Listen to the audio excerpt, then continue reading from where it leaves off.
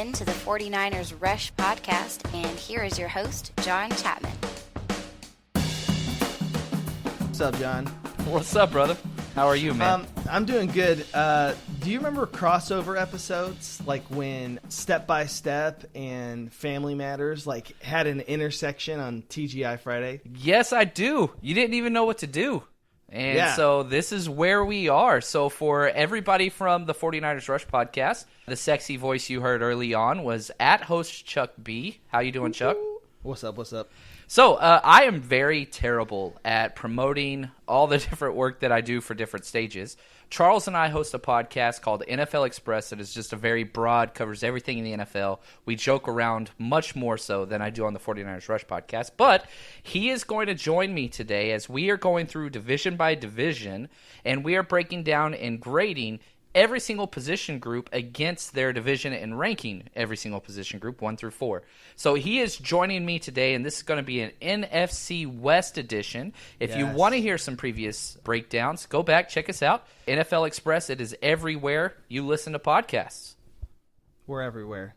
By the way, my favorite crossover is Boy Meets World, and I think it was Clarissa Explains It All, just because it brought together, two girls who I had a crush on Clarissa. It was fine, but I really had it out for Topanga. She was everybody. Topanga, Kelly Kapowski, those were kind of the two, man. Yeah, but you know what? Topanga was the first thick one. You know what I mean? She really stuck out to me. That is true. Literally and figuratively. Yeah. So I love the format. Literally. Yes, I love the format that we're doing here. We're breaking down each team, and it's super fun. And we've been starting with QBs, so why would we do anything else? Yeah, so obviously the 4 teams, 49ers, the Seahawks, the Rams, and of course the Cardinals, the first pick in the NFL draft. So let's jump right into this. And basically what we're going to do is just in a funnel, we're grading the quarterbacks as a whole, each team against the other team. So depth is a concern, the starting quality is a concern, all of those things. And right off the bat, I feel like there's one team that stands out, and that's probably, I hate to say this, again, I hate the Seahawks, but I want to put my bias away. Russell Wilson's by far the best quarterback in this division. Number one. It's Absolutely. Not close. And I really do feel, I don't want to play into the Seahawks Twitter world because, boy, they're brutal. I found that out. Seahawks Twitter does not play around. Heady for sure. But do the Seahawks get discussed enough in national coverage? Yes, they do. Does Russell Wilson get talked about enough? No, he doesn't. He's like the Frank Tarkenton of our time, dude. The guy is a baller. I really love his game. Clear number 1. I don't know if you're going to agree with my number 2 though. So all right. Let's hear it. Go ahead, throw it out. By the way, let's move past this. We know who the clear number 1 is Russell Wilson. Yes. Number 2, and I'll give you my justification for this, is Jared Goff. And the reason that I have Goff at 2 over Jimmy G is just because of what he's proven in the league already and what he's done. Do I think that Jimmy G has a higher ceiling than Goff? I actually do. I think he's got a higher overall ceiling if he can stay healthy. But right now, my number 2 is the Rams, Jared Goff. What do you think? Yeah, I'm staying with that as well. And I don't like Jared Goff. I don't like his face. I don't like his attitude. I don't like that I don't like anything about him. But having said that, he is a perfect fit in that system. And he had a hell of a year last year. Absolutely incredible year besides the Super Bowl. But no, I think at this point you have to give the nod to Jared Goff. And again, the way you said there's a higher ceiling with Jimmy Garoppolo is exactly correct. If you put both those quarterbacks up and you asked all 32 teams, pick which quarterback you want to start your franchise, I don't know. I think it'd probably be a 50-50. I really do. It's kind of a coin flip. But I do have Jimmy Garoppolo and the 49ers third. They do have a lot better depth than I think other people. Seattle has Geno Smith as their backup and Paxton Lynch, which are, whatever. Blake Bortles is the backup for the Rams. Amazing. Bortles. Yeah, that's awesome. And then last place, of course, Arizona Cardinals. Yes, the first overall pick, Kyler Murray, could be huge, but playing behind one of the worst offensive lines. I do think they'll put up great numbers, but I don't think you kind of got to wait and see. He could be the best of the bunch, but absolutely. I mean, in terms of fantasy or whatever, or maybe longevity. But I'll say really quickly, Jared Goff is the guy that you want your wife to like go out with, if he's got to chaperone her. Jimmy G is not that person. No. Your wife will leave you, or for that night, she will make some mistakes she'll never regret. So I just make sure to say those things. And Kyler, he's just too young in the game. They don't have enough pieces around him, so he's an obvious number 4.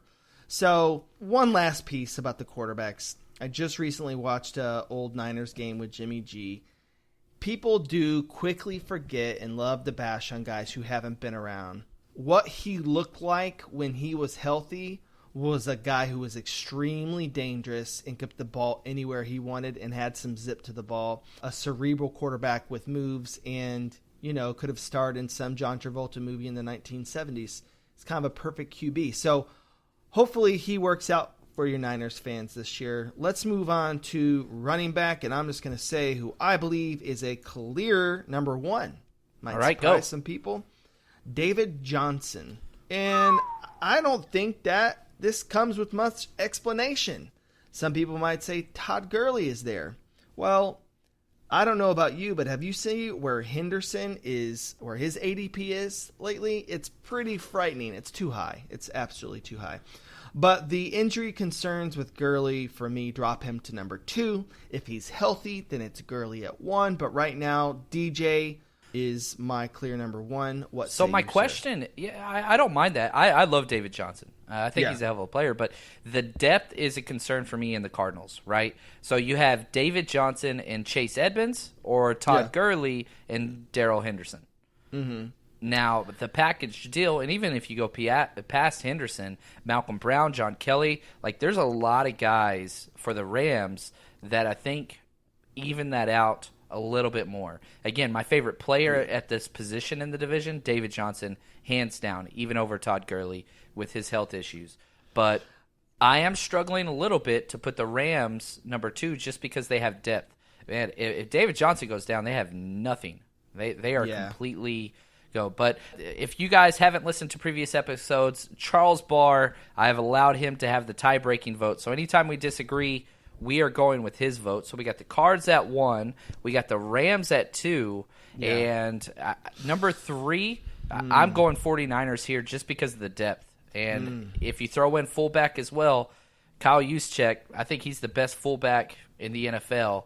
What does Seattle have? Chris Carson, Rashard Penny, not sold. I can agree to that. And here's the only pushback, and I'm fine with Niners at 3. I really am. But my only pushback is with PPF's grade of Chris Carson last year. It's quite high.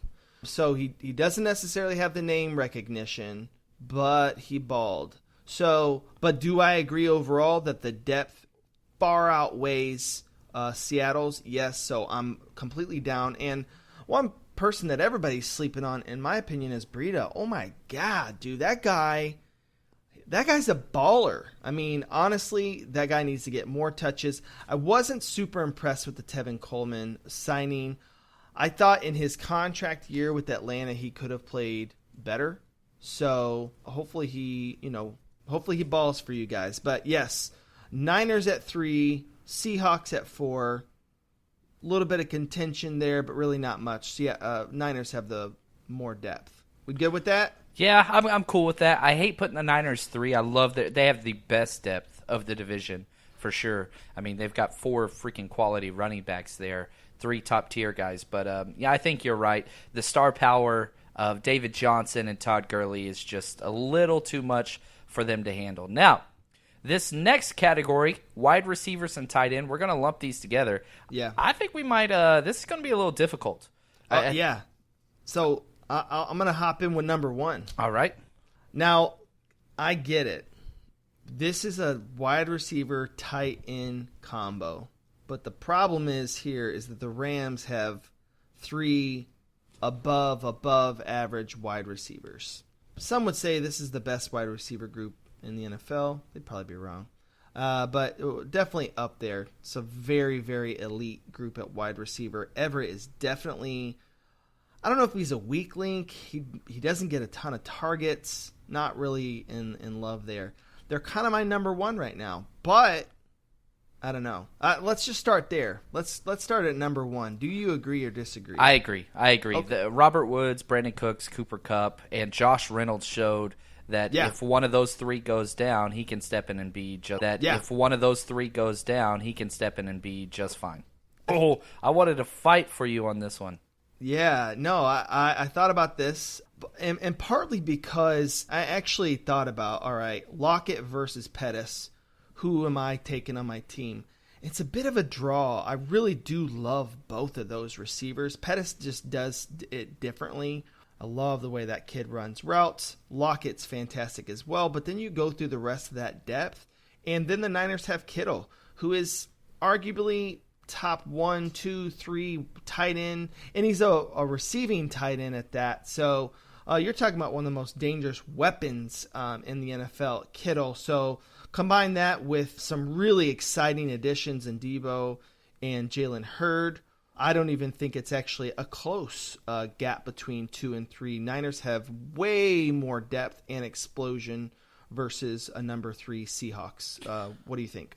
Yeah, I'm with you. The only thing I would disagree is Kittle is by far the best tight end in the league, and it is not close.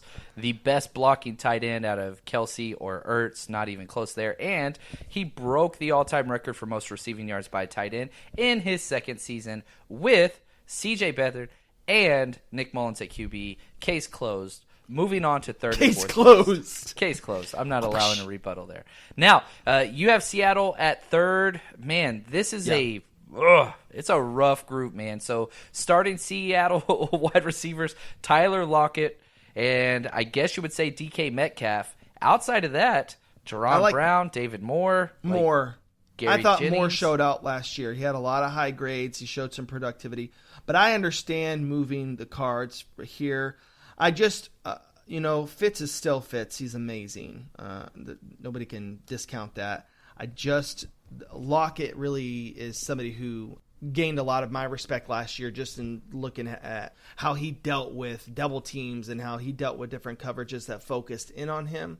So I can understand. I could see a swap of 3 to 4 if you would like to move the Cards in, because they do have a ton of depth. It's sort of like the Cardinals have like dynasty football, like orgasm going on right here. Like this is like Isabella, Kirk, Butler. Like this is somebody's dynasty squad for sure. And that's the thing. I think Christian Kirk is pretty impressive, and I think he's going to be the wide receiver one there. Fitz, curious to see where he fits in, but they went and got 3 wide receivers in the draft: Andy and Isabella, Keyshawn Johnson, Hakeem Butler, who fell in the draft somehow. Like there are a lot of guys there. Now the area where they miss is tight end. They really don't have a tight end. Max Williams, Charles Clay, Ricky Seals-Jones. I don't like any of those guys, but I do think it goes for wide receiver. You have the Rams at 1, 49ers at 2, Cards at 3, and the Seahawks at 4. And I think there's a big gap between that number 2 and 3 slot. Yeah, I can agree to that. That all makes sense. So we're good there. All right, I'm going to let you take over here. You put in a ton of film work in O-line. So let's start with the Cardinals. Where do you see their O-line? Yeah, so here's the deal. It's not good. So that's like the worst way like a doctor walks into the office. You're like, so here's the deal. It's not good. Oh, my God. Go ahead. I have the Cardinals ranked as the number 31st overall in the entire NFL. And that they were 32nd last year, so they got a little bit better. But they got better because another team got worse. Wow. They didn't draft anybody really of note. They got Lamont Gaillard, a center, pick number 179 overall, and Joshua Mills at 248, a tackle. So they didn't add to this at all. Now they're going to say, well, we just had a lot of injuries. Not really. You did have a lot of injuries, but the people that were injured were bad anyway. So absolutely, Cardinals are just complete trash. And if here's the deal that pisses me off the most. I was pretty high on Josh Rosen for just draft rankings before the draft. Okay, before the NFL draft. Yeah. And I constantly said, if this kid goes to a team with a bad offensive line, he's going to be a bust.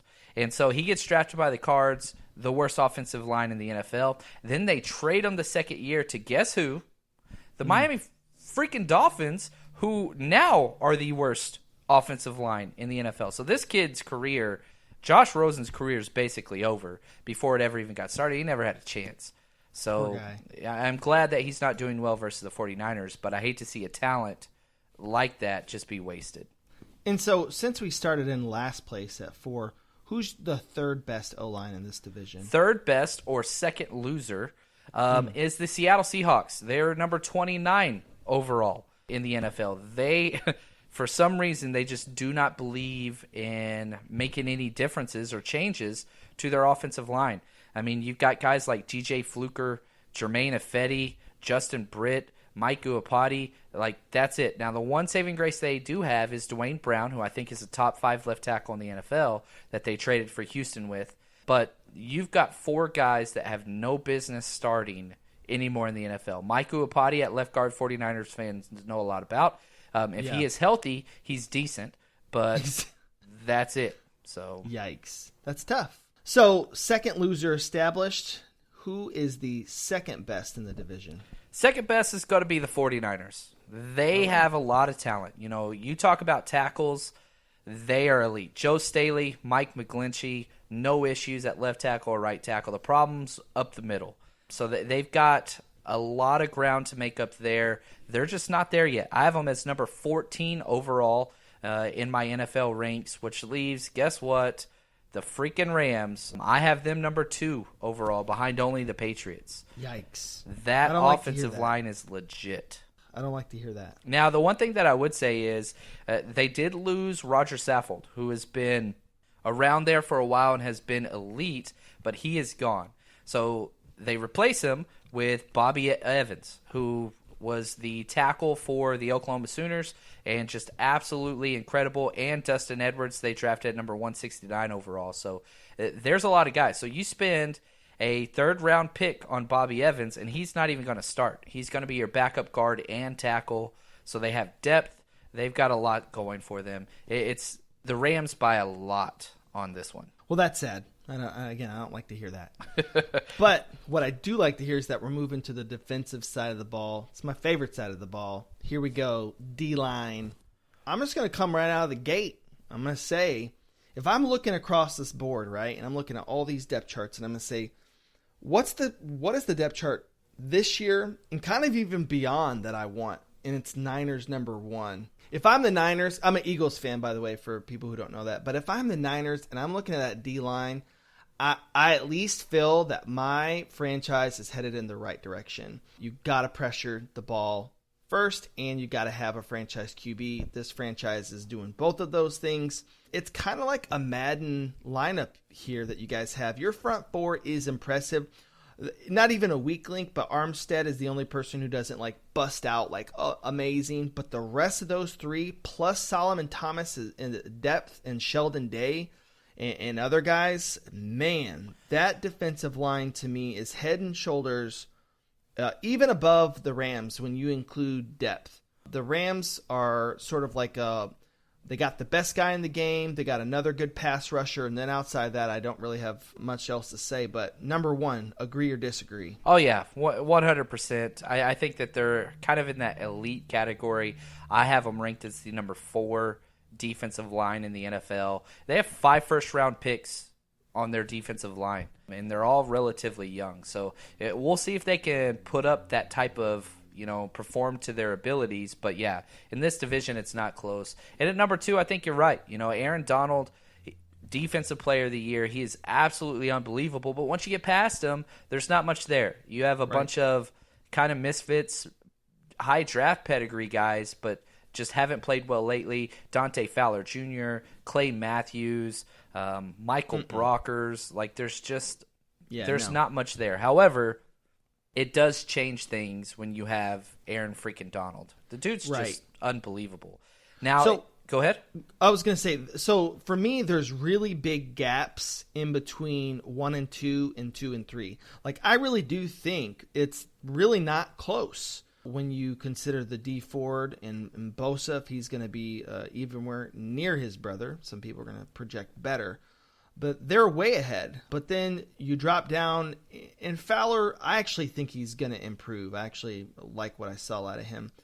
But then when you drop down after 2, it's like an avalanche after that. There's no more. I personally have the Cards at 3. That Chandler Jones, there also seems to be just a little bit, again, no flashy names, but just seems to be a little bit more depth there. And then too, like the name that you're supposed to hang your hat on as a Seahawks fan is Ziggy, a guy who more than likely, if I can count on anything, is that he's going to be out most of the season. He'll be here, who's like sometimes shows up for your birthdays and other times doesn't. Like, that's who your guy, and he's not, and when he's in the game, he's not that tough. I mean, he's good, but he's blockable. He's not a huge game changer. I feel like Seattle has no pop at all to their pass rush, maybe to their run stop. But, yeah, it's a toss-up between the Cards and the Seahawks. Where do you fall on this one? Yeah, I'm with you 100%. You know, the best player out of these two teams is Chandler Jones. He's absolutely incredible. And, you know, Seattle, they let Frank Clark go. They traded him away. They got a huge draft haul back for him. So that was actually a positive trade for the Seahawks. But then they draft L.J. Collier, who I had a late third-round grade on. The Seahawks are notorious for doing their own things in the draft, and they have a very unique way they do their board. And they seem to always make guys fit on that defensive line. But there's really not much there. You know, Ezekiel Ansah, as you said, L.J. Collier on the outside, Cassius March that they brought over from the 49ers. Not much there. And Jaron Reed's probably the best player on their entire defensive unit. I do believe they need to be 4th in this category as well. All right, man, moving into linebackers. This is an interesting one. I'm giving a nod out of respect here, and I could be wrong. I'm willing to move my numbers around here, but I'm going to say the Seahawks are 1. Yeah, I think you Bobby have to. Wagner is, when he's playing at the level, his highest level, to me, he's probably the greatest linebacker, one of the greatest linebackers that's playing in the game today. Yep. He changes the complexion of the game. He had one missed tackle last year. Yeah. He finished as the number 1 overall player for the linebacker position for Pro Football Focus. But you're talking about a guy that had 999 snaps and missed 1 tackle. That is unbelievable from a linebacker spot. He was he a 3rd round pick? I believe he was. He was not like a high pick, I don't believe. And the guys played unbelievable. Drafted in 2012, 2nd round. Pick 47 overall. And Utah State, the Aggies. Yeah, and a guy who could have been Defensive Player of the Year a few times. He's just been unbelievable. And then you got KJ right there. Solid linebacker, more than solid, above average. And there's some other guys in there you could kind of talk about, but they're number 1. And then at number 2, and I'll let you jump right in, your team, 49ers. I love it. I know some of your Niners did not like the Quan signing, but that dude, when he played my Eagles, he made himself known all over the field. So I'm feeling big things for him. What do you think? Yeah, I absolutely love it. Fred Warner, one of the best rookies in the NFL last year, just came in out of nowhere, 3rd-round pick. It was amazing. And here's the thing about the 49ers is their linebacker core is very, very young. They have a lot of depth behind those 2 guys. But if they're playing at their peak, good Lord, that could be a top 5 duo of linebackers. So I agree with you there. The problem here is how do we pick 3rd and 4th? You have the Cardinals. They go and sign Jordan Hicks, who is unbelievable, one of your Eagles guys. He just never stays healthy. Right. Hassan Reddick, high draft capital, hasn't panned out. Zeke Turner hasn't played that much. He's got good grades, but not much. I don't know. That's not a good unit. Yeah, I'm going to say that it's the Cards, though. I look at the Rams, and that is just a big trash can. Like, it's got just a huge trash can. There's not even a trash bag in there. It's just a nasty trash can that's been washed. But, again, they've got Aaron Donald, who blows up, 60% of the plays and makes this attainable for their team to be more than competitive, a good defense. So somehow it works. But when you look at those individual players, to me, they pale in comparison. When Hicks is healthy, he grades out above 80% or above, most of the time with PPF. So he's a fantastic linebacker. Just him and Reddick there alone just with even the potential of Reddick, I'm still taking the Cards there and Rams at 4. But let me say one more thing. The Niners, though, we do a wide receiver tight end combo. But when you take a look and you do the combo between D-line and linebacker, it's the Niners by 1.5 miles here. The potential for this front seven is special, so I'm hoping good things for you guys this year. Appreciate it, man. I'm feeling pretty good about things. Not going to lie. The problem is, and this is our next category, so let's just jump right into it. Yeah. Let's just start at the very bottom. The 49ers have the worst secondary in the entire NFL, and I don't think it's close. They are absolutely abysmal. Now, Richard Sherman is great. I get that. He is getting older, but I have no problems with him. We have no safeties. Who's our opposite corner going to be? Probably going to be Jason Verrett, but still, like, that is awful. There's not a worse secondary in the NFL. So I didn't even have them last year. I did have because besides Griffin, who else are you looking at for Seattle? Who else is impressive there? I mean, because Griffin and Sherman cancel each other out. So then I've got Tart, who I think he's a good football player. He's been put in a system that's not always been beneficial to him, but I think he's a solid player. I think he kind of gives them a boost over Seattle. But so you're making the case that they're Seattle's rough. I get that. They've got a couple good players. I like McDougal at safety. I do believe Shaquille Griffin, even though he had a down year last year, I think that guy can play. Trey Flowers is decent. I mean, here's the sad thing, and I don't even want to say it, so never mind, I'm not going to say it. But I don't want to hurt myself too much. I do think that they're actually pretty decent. They drafted Marquise Blair pretty high. I don't think they're good. I think you're talking about two of the worst groups. And so I guess, man, if you want to say the Seahawks have a worse secondary, I am 100% okay with that just because I hate them so much. Here's why I'm going to say it, okay? And so I'm going to have Seahawks at 4, Niners at 3. Here's why. Because I believe Verrett is one of those signings. He looks healthy. He looks really good, actually. I've just seen him in some film where he's doing some movement. He looks great. If he's healthy, then yeah, he's Pro Bowl level corner. It's just 3 straight years of injuries. If he's healthy, he's going to allow them to do a lot of things on defense that they haven't been able to do previously. The issue is Colbert. I think having him be a starter, I'm really not sure about how he's going to hold up in that secondary. But I look over to the Seahawks roster, and I see a lot more holes.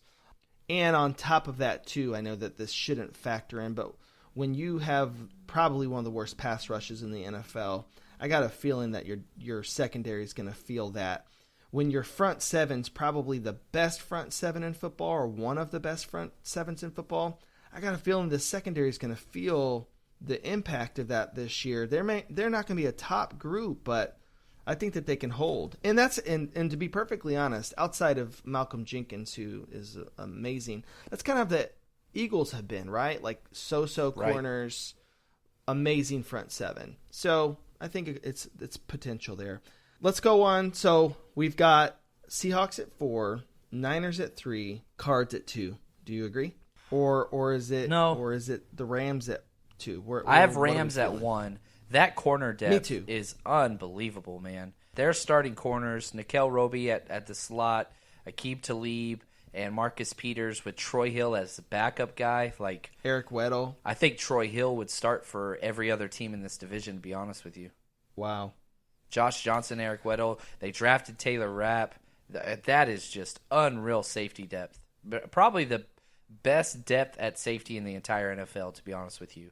I know Eric Weddle's older, but they get Taylor Rapp, who plays exactly like him.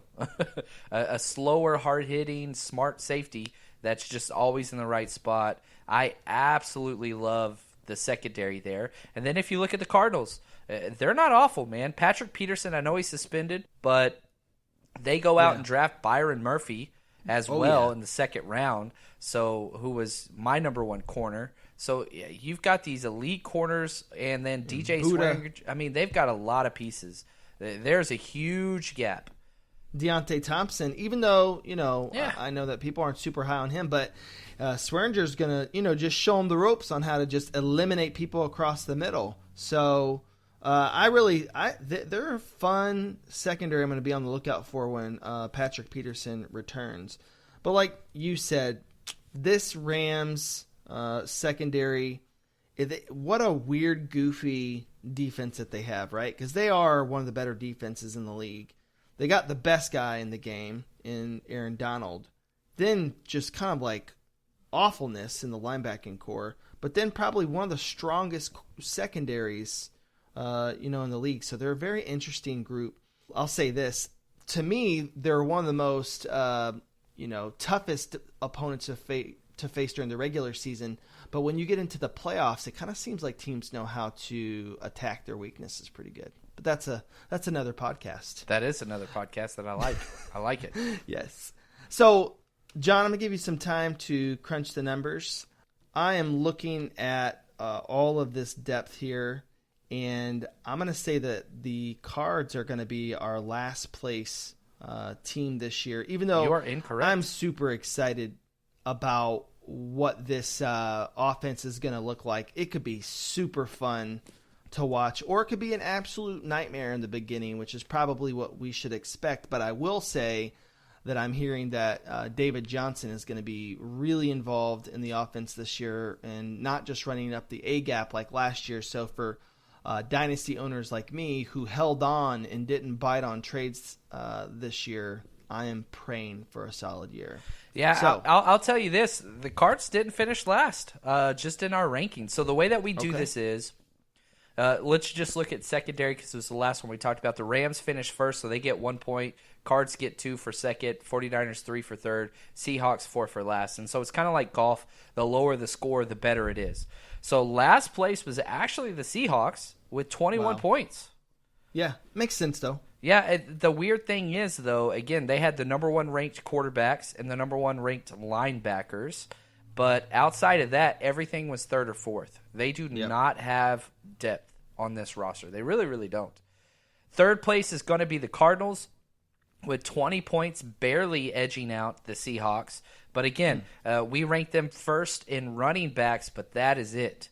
So first in running backs, second in secondary, and everything else was a 3 or a 4. And it really came down to the top 2 teams, which was a little bit closer than I thought. The 49ers finished second with 15 points. And again, the only thing that they had the number 1 overall grade on was defensive linemen, but 0 4s. They didn't have any 4s. So they are not the worst in the division at any position group. There we go. So, yeah, you could say whatever you want about John Lynch and Kyle Shanahan and how they've underperformed. However, this roster has vastly improved over the past 2 years.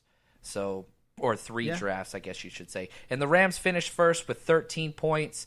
They finished first in 3 separate categories, the secondary, offensive line, and wide receivers, and they only had 1 fourth-place finish, which was the linebackers. So, can I say that we always draw these comparisons because John's obviously a Niners fan, I'm an Eagles fan, but do you know when the tide really turned for the Eagles? Because I'm looking at this Niners roster, and it is really reminiscent of the roster kind of just before the Eagles took off, because I'm looking at this, I'm going, man, if they just had like a Cavalier leader, all out, all pro safety on this team, they could be something special.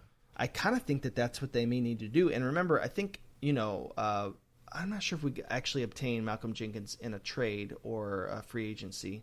It's terrible that I can't remember that. But either way, it sounds like, for me, it's something that the Niners need to maybe look into, because O-line, always something that you need to continue to improve. But, man, it's that secondary. If they can just improve that, the Niners are on their way. Obviously, Jimmy G keeping healthy too, but a lot to look forward to if I'm a Niners fan.